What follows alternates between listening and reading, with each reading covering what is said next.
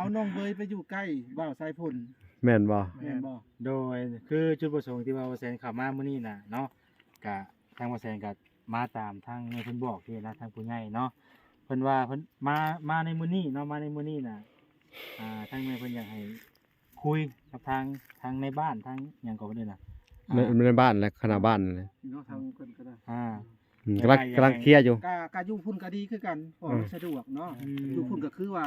ดีกว่านี่หลายเท่า แม่น อยู่หั่น แต่เพิ่นอยากให้น้องเวยนี่นะ เบย น้องเบยเนาะ ชื่อเพิ่นสระเอยบ่เบยนะ เบยเนาะ หลายคนก็ เพิ่นอยากให้ไปอยู่ เนาะ ใกล้น้องสายฝนว่าซั่นนะ ก็ดี เอาหมดก็ เพิ่นว่าจังได๋ ให้อยู่เฮ็ดให้แต่ว่ายังเบื้องต้นให้มื้อเจ้าลมไทยสนุนหันในบ้านสนุนหัน อ๋อโอ้ลมอันว่าในบ้านทางนั้นก่อน ทางนี้หันได้ ได้ แต่นี่ เนาะ ขนาดต้องเซ็นรับเนาะ คันคนนั้นฮับแหละ นี่ ได้ โอเค แต่ว่าคันเข้าบ่ฮับแหละปลูกอยู่นี่ก็ได้บ่เป็นหยังเขาเอาอันน่ะบ่ยากบ่ยาก ฟังง่ายอยู่แบบนี้เนาะ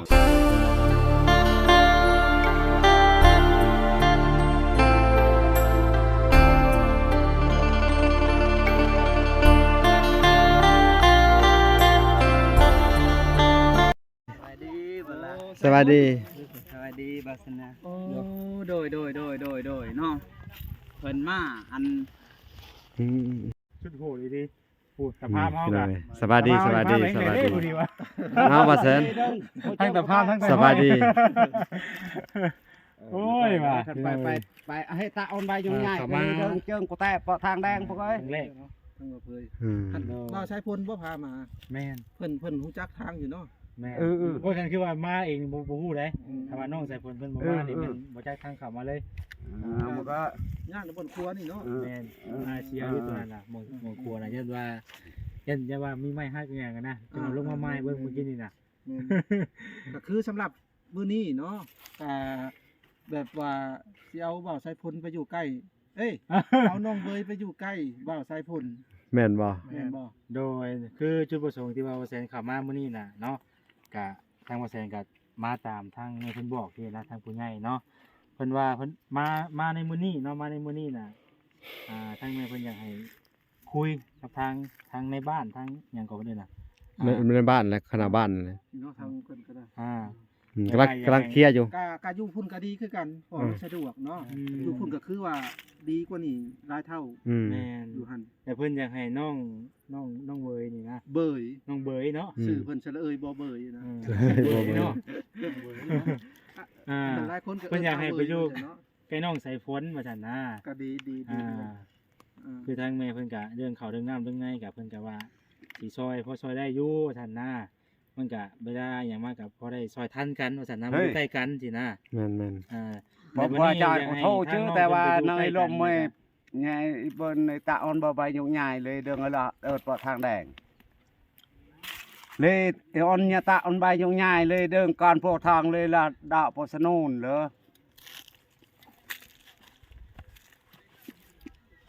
ตามผู้อาจารย์อันไป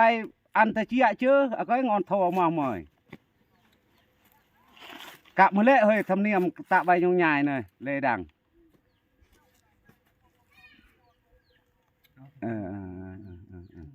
อันก็ดังพอวินดงชื่อวะเอามาเคยนุ่งกันไปผู้อาจารย์อันพร้อมเพียงเฮียงหน้าชื่อเพราะว่าเลยบนไม้ยุ่งง่ายตีวีลเลยออนยาตาออนพร้อมแต่ละเลยเจิงกูแต่ออนทางแดงออนสะดวกบนเลยเลยปานู่อันตะบนไฟผ่าไฟเผาเลยอันนู่ก็เลยให้เจ้าพัวพันปกอัน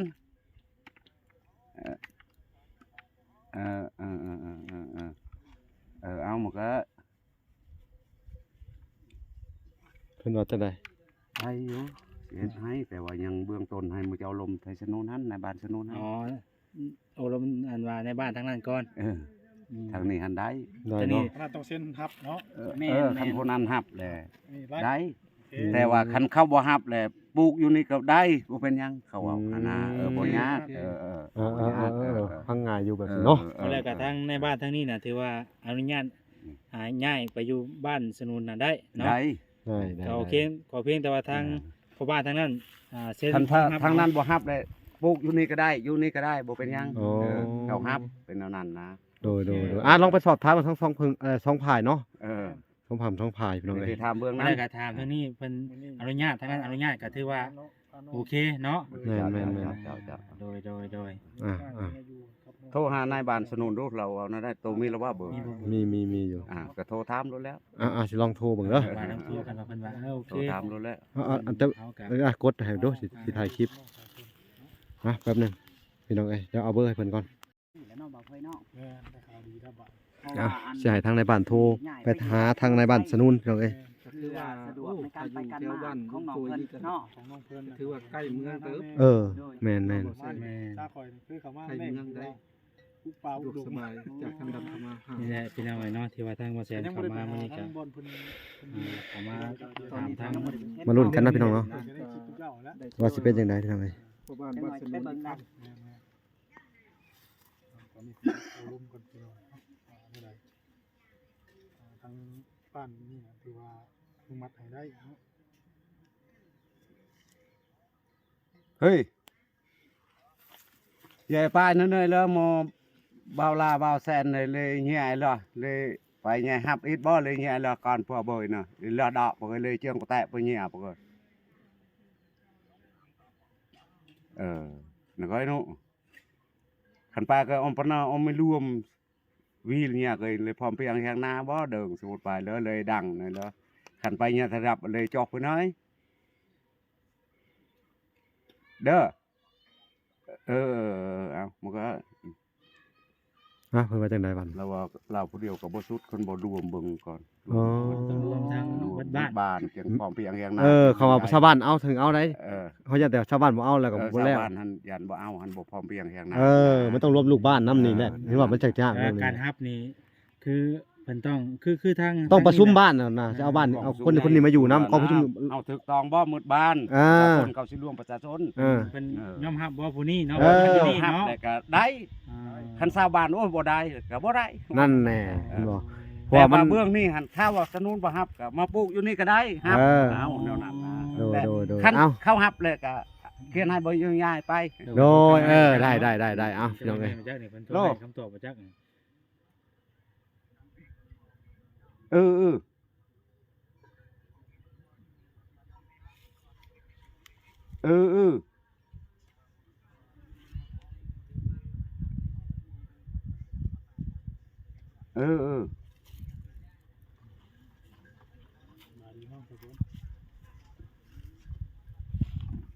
อถอยcô ta ti nhớ mà rồi đó cô pai mà cái cô ta ti mà nãy câu đó rồi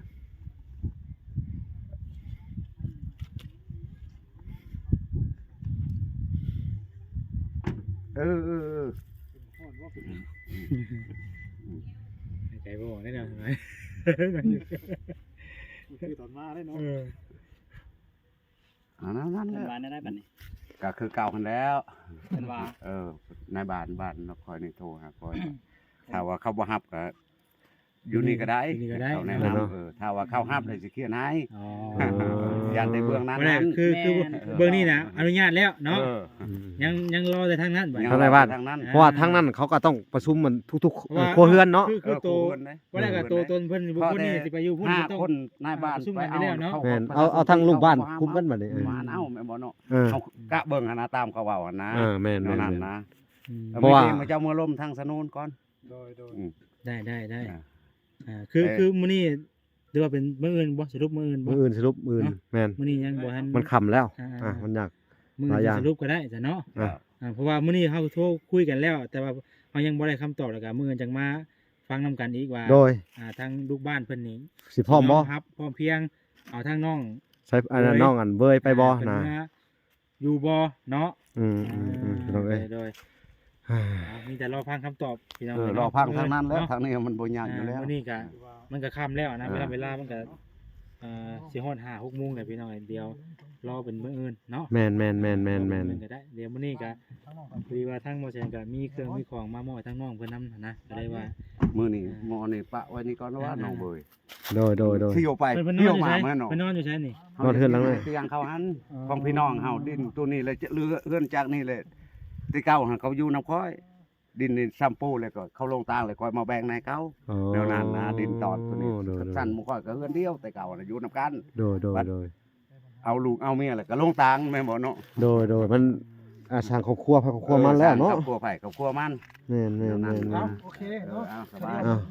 มีตัวมืออื่น สบายเอารอมื้ออื่นรอมื้ออื่นรอทางนั้น รอคำตอบเนาะ ตอบทางนั้นก่อนให้เพิ่น โดย คุกับ โดย ลูกบ้านก่อนเนาะ โดย อันนี้มันก็เป็นเรื่องที่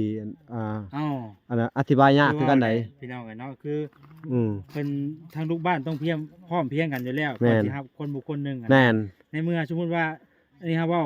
กันไว้เนาะ บุคคลนี่ เฮาบ่ฮู้ว่าบุคคลนี้ เป็นอะไร ดีหรือบ่ดีเป็นหรือเป็นอะไร เออ แต่ว่าต้องกันไว้ก่อนสิ แม่น นะ ถูกต้อง เบิ่ก่อนนั่นน่ะ ถ้าเฮาประชุมว่าสิเอาบ่ว่าสิ อ่า มีคนขัดค้านครึ่งหนึงก็คือสิบ่ได้เนาะ ก็